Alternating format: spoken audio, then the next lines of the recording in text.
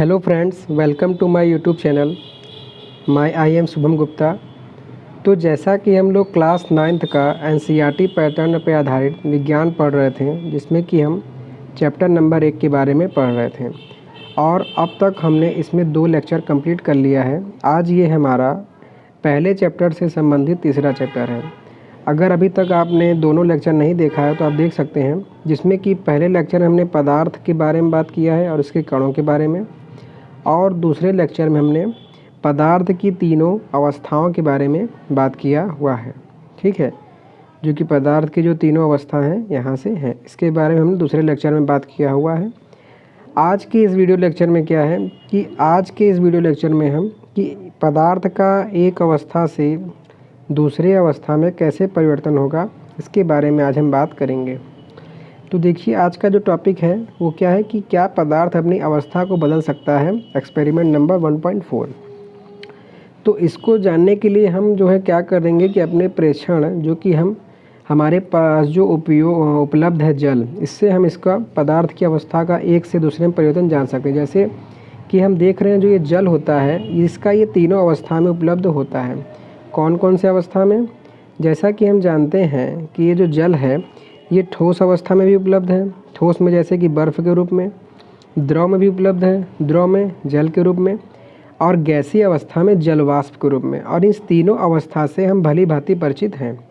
तो देखिए, होता क्या है कि अवस्था बदलने के दौरान पदार्थ के अंदर क्या होता है, अवस्था के परिवर्तन से पदार्थ के कणों पर क्या प्रभाव पड़ता है, इन सभी प्रश्नों का उत्तर हम इसमें आज के लेक्चर में पता करेंगे।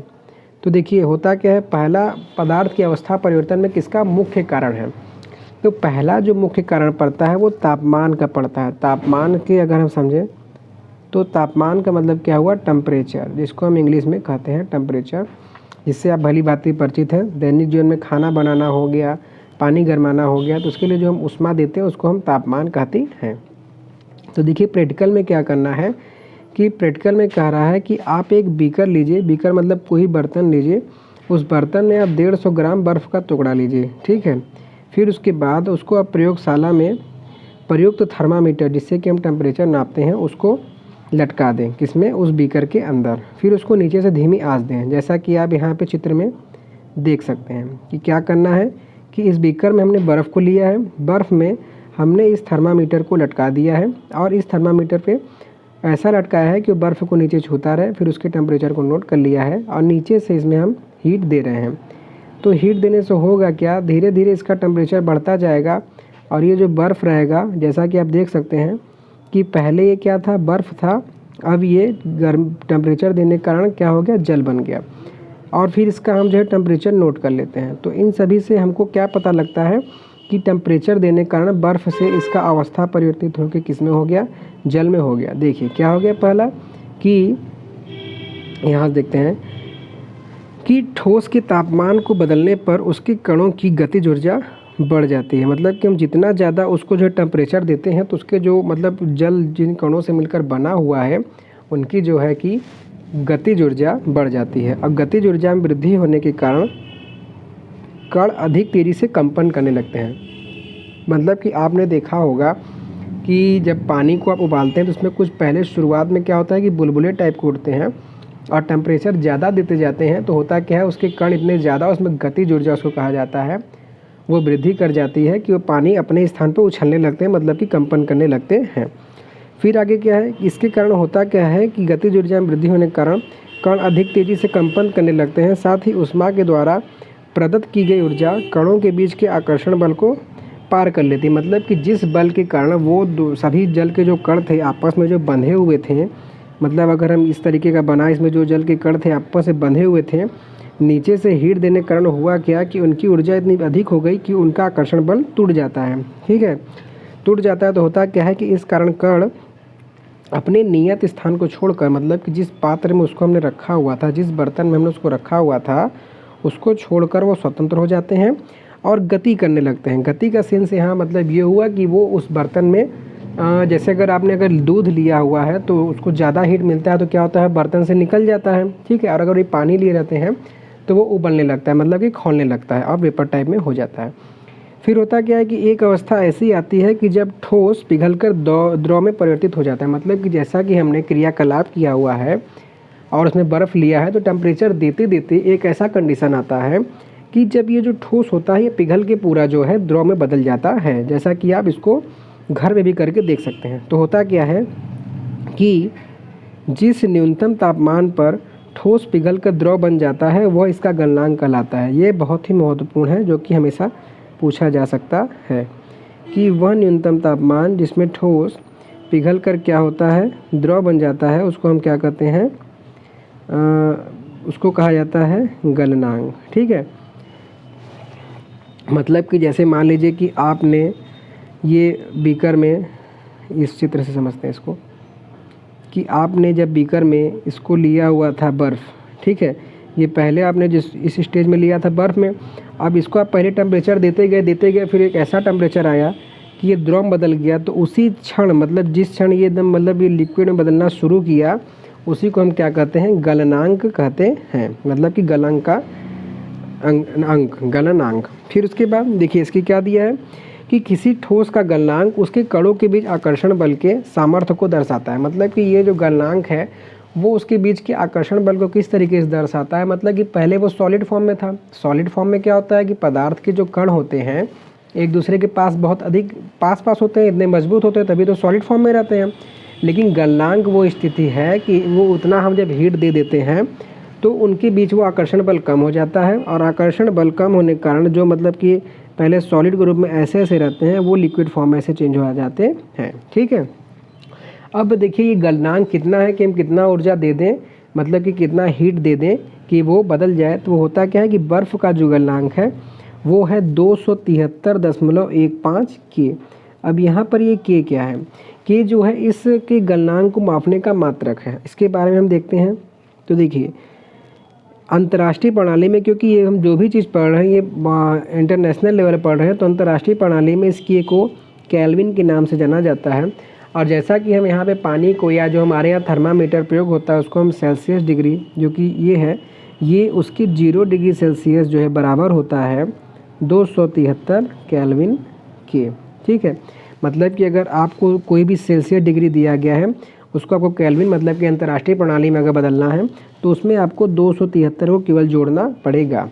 ठीक है, अब देखिए होता क्या है कि जैसा कि इसमें दिया तो गया है 273.15, लेकिन इसको सुविधा के लिए, क्योंकि ऐसे थोड़ा अटपटा लग रहा है कि दशमलव के पास 2 बिंदु है, तो इसको दशमलव के नियम से हल करने के बाद हम इसको केवल 273 ही जोड़ते हैं, 273.15 नहीं लेते हैं। ठीक है दोस्तों, तो हमने यहाँ से क्या पता किया कि अगर सेल्सियस से केल्विन बदलना है तो 273 को इसमें हम ऐड कर देंगे, और अगर केल्विन से हमें सेल्सियस में बदलना है तो इसमें से हम 273 को घटा देंगे। ठीक है, अब आगे देखिए। तो देखिए गलने की प्रक्रिया, यानी ठोस से जो द्रव अवस्था में परिवर्तित होता है, इसको एक और साइंटिफिक नाम से जाना जाता है जिसको हम कहते हैं संलग्न। ठीक है, मतलब कि गलन की इस क्रिया को संलग्न के नाम से भी जाना जाता है। ये ध्यान दीजिएगा कि पेपर में इसे क्वेश्चन बन सकता है। अब देखिए है क्या आगे कि किसी ठोस के गलने की प्रक्रिया से तापमान समान रहता है, ऐसे में ऊष्मीय ऊर्जा कहाँ जाती है। मतलब कहने का मतलब ये है कि जब हम जैसे हम देखिए पानी को जब हम गर्म करते हैं, वाटर को जब हम गर्म करते हैं, तो गर्म करने पर होता क्या कि इसकी ऊष्मा में दिखाती है कि ये भाप बन के ऊपर उड़ जा रहा है। लेकिन जब हम बर्फ़ को जब गर्म करते हैं, ठीक है, हम जब बर्फ़ के टुकड़ों को जब गर्म करते हैं तो पहले इनको लिक्विड बनने में जो ऊष्मा दी जाती है वो हमको नहीं दिखाई पड़ती। तो उसी के बारे में पूछ रहा है कि ये जो ऊष्मा है वो जाती कहाँ है। तो देखिए होता क्या है कि गलने के प्रयोग की प्रक्रिया के दौरान आपने ध्यान दिया होगा कि गलनांक पर पहुंचने के बाद जब तक संपूर्ण बर्फ़ पिघल नहीं जाता, जैसा कि मैंने आपको बताया कि जब तक वो पूरा बर्फ़ पिघल नहीं जाता तापमान नहीं बदलता है। मतलब कि जितना टेम्परेचर आप थर्मामीटर से भी अगर डाल के अगर आप देखेंगे तो बर्फ़ डालते समय जो टेम्परेचर था वो पिघलने की प्रक्रिया के शुरू होने के पहले तक वही टेम्परेचर बना रहता है।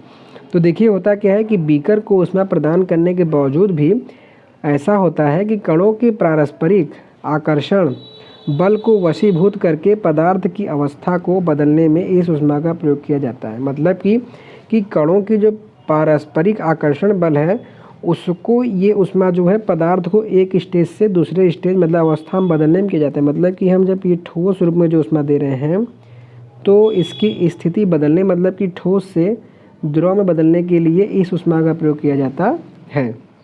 ठीक है, अब देखिए, चूँकि तापमान में बिना किसी तरीके की वृद्धि दर्शाए इस ऊष्मीय ऊर्जा को बर्फ अवशोषित कर लेता है, तो यह माना जाता है कि ये बीकर में ली गई सामग्री में छुपी रहती है।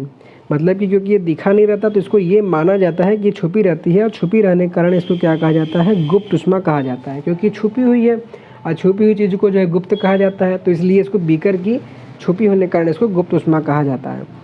उसके बाद यहाँ गुप्त ऊष्मा का अगर परिभाषा देखें तो वो क्या होता है कि वायुमंडलीय दाब पर 1 किग्रा ठोस को उसके गलनांक पर, मतलब कि जो उसका गलनांक है मतलब गलन के लिए जो उसका टेम्परेचर है, उस तापमान पर द्रव में बदलने के लिए जितनी उसमें ऊर्जा की आवश्यकता होती है उसे संलग्न मतलब कि गलने की प्रक्रिया जिसको कि संलग्न कहा जाता है कि प्रसुप्त ऊष्मा, प्रसुप्त मीन्स गुप्त ऊष्मा कहते हैं। अर्थात 0 डिग्री सेंटीग्रेड पर जल के कणों की ऊर्जा उसी तापमान पर बर्फ़ के कणों की ऊर्जा से अधिक होता है। मतलब कह रहा है कि जो हम बर्फ़ लेते हैं, बर्फ़ अगर हम लेते हैं उस समय जो उसकी ऊष्मा रहती है, ठीक है, मतलब बर्फ़ भी इसी 0 डिग्री सेंटीग्रेड पर जो बर्फ़ की ऊष्मा होगी उससे ज़्यादा ऊष्मा 0 डिग्री सेंटीग्रेड पर जल की होगी जो कि लिक्विड फॉर्म में होगा। ऐसा क्यों होता है? ऐसा दोस्तों इसलिए होता है क्योंकि हम इसमें हीट देते रहते हैं और हीट देने के कारण बर्फ़ में ये वाटर में परिवर्तित हो जाता है, तो ये जो ऊष्मा है वो इसी वाटर फॉर्म में छुपी रहती है ना, जिसको कि हम गुप्त ऊष्मा कहते हैं। तो इसीलिए इसकी जो एनर्जी रहती है जल फॉर्म में, द्रव के फॉर्म में बर्फ़ से ज़्यादा होती है। फिर उसके बाद देखिए, जब हम जल में ऊष्मीय ऊर्जा देते हैं तो कण अधिक तेज़ी से गति करने लगता है। मतलब कि अभी तक तो हमने देखा कि बर्फ़ से जल बना, अब हम जल को और ऊष्मा देते ही लगे रहते हैं, तो एक निश्चित तापमान पर पहुंचकर कणों में इतनी ऊर्जा आ जाती है कि वे परस्पर आकर्षण बल को तोड़कर स्वतंत्र हो जाते हैं और इस तापमान पर द्रव गैस में बदलना शुरू हो जाता है। मतलब कहने का मीन्स यहाँ पर ये है कि आप जब मतलब कि ठोस जो बर्फ़ हमने लिया था, बर्फ़ को हमने ऊष्मा दिया तो द्रव बदल गया, लेकिन द्रव को जब हम और ऊष्मा देते जाते हैं तो होता क्या है, वो एनर्जी तो इकट्ठा होती जा रही है। पहले तो उसकी गुप्त ऊष्मा थी, प्रसुप्त ऊष्मा, लेकिन अब वो ऊष्मा दिखेगी ना, वो एक निश्चित सीमा तक उसकी गुप्त ऊष्मा थी। फिर द्रव को जब हम ऊष्मा देते जा रहे हैं तो देते जाने के कारण होता क्या है कि वो बर्फ़ से द्रव बना, अब द्रव से वो गैस बनेगा, जैसा कि अब उबलने की प्रक्रिया के दौरान होता है। अब क्या होगा, वायुमंडलीय दाब पे इसका परिभाषा दिया गया है कि वो जब वो गैस बदलने लगता है तो इस प्रक्रिया क्या कहा जाता है। तो देखिए कि वायुमंडलीय दाब पर वह तापमान जिस पर द्रव उबलने लगता है उसे इसका क्वथनांक कहते हैं। मतलब कि द्रव की उबलने की प्रक्रिया क्या कहा जाता है, क्वथनांक कहते हैं। क्वथनांक क्या है, यह एक समष्टि गुण है। मतलब समष्टि का मतलब गुण क्या है कि ये समान गुण है। मतलब कि आप कोई भी लिक्विड लेंगे तो उसके लिए उसका एक निश्चित टेम्परेचर होता है। जल के लिए अलग होता है, कोई केमिकल कंपाउंड लेंगे, पारा लेंगे तो उसके लिए अलग होगा, ठीक है। फिर आगे क्या है कि द्रव के सभी कणों को इतनी ऊर्जा मिल जाती है कि वे वाष्प में बदल जाते हैं। मतलब कि उसको इतनी एनर्जी मिल जाती है कि वो वाष्प जैसा कि वेपर के रूप में बदल जाते हैं। तो उसके लिए इसको कितनी ऊष्मा निर्धारित किया गया है जल के लिए, तो जल के लिए जो ऊष्मा निर्धारित किया गया है वो है 100 डिग्री सेंटीग्रेड।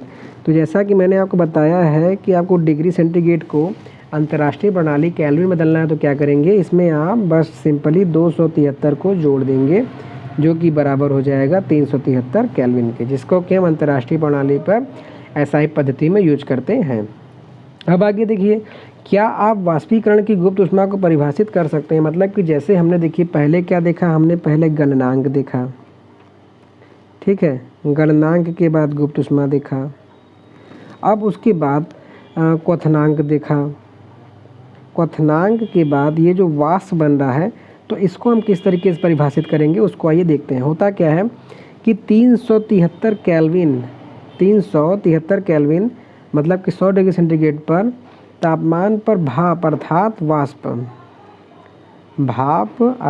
वाष्प के कणों में उसी तापमान पर पानी के कणों की अपेक्षा अधिक ऊर्जा होती है। देखिए जैसा कि हमने पहले देखा था कि बर्फ़ से ज़्यादा ऊर्जा किस में होती है, जल में होती है। तो इसको जब हम और हीट देते जा रहे हैं तो इससे ज़्यादा ऊर्जा किस में होगी, वाष्प में होगी। ठीक है, तो यही से बता रहा है कि 100 डिग्री सेंटीग्रेड पे जल से ज़्यादा ऊष्मा वाष्प में होती है।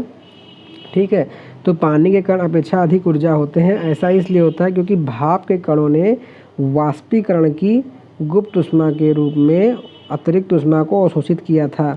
मतलब कि जैसा कि हमने बर्फ़ से जल के बदलने में गुप्त ऊष्मा को लिया था, ठीक है, वैसे ही इस वाष्पीकरण की प्रक्रिया में क्या होता है कि वो वाष्प बनने के लिए अपने स्टेज को परिवर्तित करने के लिए गुप्त ऊष्मा का प्रयोग करता है। अब देखिए, इसको पहले नीचे पढ़ते हुए इसके इस डायग्राम को समझते हैं कि अतः हम कह सकते हैं कि तापमान बदलकर हम पदार्थ को एक अवस्था से दूसरी अवस्था में परिवर्तित कर सकते हैं। ये तो बात सही है कि हम जिसको टेम्परेचर जितना देते जाएंगे, हमने भी पढ़ा है कि वो उसका सॉलिड से द्रव बनेगा और द्रव से फिर गैस में बन जाएगा। तो इससे हमने क्या सीखा कि हमने सीखा कि गर्म करने पर पदार्थ की अवस्था बदल जाती है। गर्म होने पर ये ठोस से द्रव और द्रव से गैस में बन जाता है। ठीक है, मतलब कि जैसा कि हमने ऊपर यहाँ देखा, आप देख सकते हैं यहाँ पे कि अगर इसको हम हीट देते हैं ठोस पे तो ऊष्मा देने पर ये द्रव बन रहा है, और ज़्यादा हीट देंगे तो गैस मतलब कि वेपर बन जाएगा। अब अगर इसका जस्ट उल्टा करेंगे तो गैस को अगर हम जब ठंडा करेंगे तो ठंडा करने पर ये द्रव बनेगा। इसका एग्जांपल आप ऐसे समझिए, पानी गर्म करिए और उसके ऊपर उसको ढक दीजिए बर्तन से, तो पहले तो वेपर फॉर्म में रहेगा, लेकिन जब उसको वेपर को आप ठंडा करेंगे देखिएंगे कि ऊपर भी जो है पानी के जल दिखाई पड़ेंगे। और उसी तरीके से जब द्रव को आप ठंडा करेंगे तो ठोस, मतलब कि जैसा कि फ्रीज जानते हैं, रेफ्रिजरेटर, उसमें क्या करते हैं कि द्रव को हम रख देते हैं फ्रीजर में और ठंडा होकर वो बर्फ़ में बन जाता है। तो यहाँ तक तो हमने देखा, लेकिन इसके साथ साथ कुछ ऐसे ही पदार्थ होते हैं जो द्रव अवस्था में परिवर्तित हुए बिना ठोस अवस्था से सीधे गैस अवस्था में और वापस ठोस में बदल जाते हैं। मतलब कि ये तीनों स्टेज का तो हमने परिवर्तन देखा, लेकिन उसके अलावा भी कुछ ऐसे भी पदार्थ इस प्रकृति में मौजूद हैं कि जो बिना द्रव में बदले डायरेक्ट ठोस से गैस और गैस से ठोस में बदल सकते हैं। तो आइए इसको हम समझते हैं इस प्रैक्टिकल से कि इसके लिए आप करेंगे क्या कि थोड़ा सा कपूर, जो कि आपको घर में भी उपलब्ध हो जाएगा, और अगर आप प्रैक्टिकल में अगर इसको करते हैं तो अमोनियम क्लोराइड का प्रयोग कीजिए। करिएगा क्या कि इसको चूर्ण बनाएंगे, मतलब एकदम इसको बारीक पीस लेंगे, फिर उसको चीनी की प्याली में डाल देंगे। फिर चीनी में प्याली डालने के बाद उसके ऊपर एक कीप को उल्टा करके रख देंगे। मतलब जिस प्याली में आप इस तरीके से रखेंगे, जैसा कि आप देख सकते हैं, इस प्याली में हमने इसको रखा हुआ है और इसके ऊपर ये कीप बना के उसको उल्टा करके रख दिया है। उल्टा करने के बाद इस कीप के एक सिरे पर रुई का एक टुकड़ा रख देंगे, जैसा कि ऊपर देख सकते हैं कि ये जो रुई का टुकड़ा रखा हुआ है। तो ऐसा करके नीचे से गर्म करने पर आप देखेंगे कि गर्म करने पर होता क्या है कि गर्म करने पर द्रव अवस्था में परिवर्तित हुए बिना ठोस अवस्था सीधे गैस अवस्था में बदल जाता है। देखिए, जैसा कि आप चित्र में देख भी सकते हैं कि जब इसको हमने गर्म किया तो गर्म करने पर क्या हुआ, वाष्प बना अमोनियम क्लोराइड। ठीक है, ये जो है वाष्प बना अमोनियम क्लोराइड और ये ठोस बना अमोनियम क्लोराइड। ठीक है दोस्तों, तो इस तरीके से आप देख सकते हैं कि हम बिना इसको जो है परिवर्तित हुए लिक्विड में, और अगर आप इस प्रैक्टिकल को ना भी समझे तो आप घर पे कर सकते हैं, इतना तामझाम किए बिना आप डायरेक्ट एक कपूर बारिए माचिस से, और इसका पूजा पाठ में प्रयोग होता है। आप देख सकते हैं कि डायरेक्ट ये द्रव नहीं बनता, ये डायरेक्ट वेपर बन जाता है। तो इस तरीके से हमने देखा कि द्रव अवस्था में परिवर्तित हुए बिना ठोस अवस्था सीधे गैस बदलने की प्रक्रिया क्या कहा जाता है, ऊर्ध्वपातन। मतलब कि अगर आप सॉलिड, मतलब कि ठोस से गैस में जाते हैं तो इस प्रक्रिया को हम क्या कहेंगे, ऊर्ध्वपातन कहेंगे। जस्ट इसी उल्टा, अगर गैस से सीधे ठोस अवस्था में बदलने की क्रिया को निक्षेपण कहते हैं। मतलब अगर इसका, जैसा कि हमने देखा कि हम क्या करते हैं कि सॉलिड से गैस में जाते हैं तो इसको तो ऊर्ध्वपातन कहते हैं, लेकिन अगर आप गैस से सॉलिड में जाएंगे तो इस प्रक्रिया को क्या कहेंगे, निक्षेपण होगा। तो दोस्तों, इस तरीके से हमने आज जो है पदार्थ की अवस्था परिवर्तन पे तापमान का क्या प्रभाव पड़ता है उसके बारे में जाना। अब नेक्स्ट लेक्चर में हम दाब परिवर्तन के प्रभाव के बारे में पढ़ेंगे कि जब हम इसका टेम्परेचर बढ़ाएंगे तो कैसे पदार्थ की तीनों अवस्था में क्या क्या परिवर्तन आएगा। तो इस तरीके से दोस्तों हमारा आज का लेक्चर यहीं पे समाप्त होता है। आशा करता हूँ कि आपको समझ में आया होगा। तो प्लीज़, अगर अभी तक आपने चैनल को सब्सक्राइब नहीं किया है तो चैनल को सब्सक्राइब कर लीजिएगा, और उसके साथ साथ वीडियो अगर आपको अच्छा लगा हो तो वीडियो को लाइक कीजिएगा, और अपने चैनल के बारे में कमेंट करके हमको ज़रूर बताइएगा, जैसे कि हम और ज़्यादा से ज़्यादा इसमें सुधार करके आपको अच्छा से अच्छा कंटेंट प्रदान कर सकें। तो इसी के साथ आज का वीडियो लेक्चर यहीं समाप्त करते हैं। So thanks for watching. Thank you.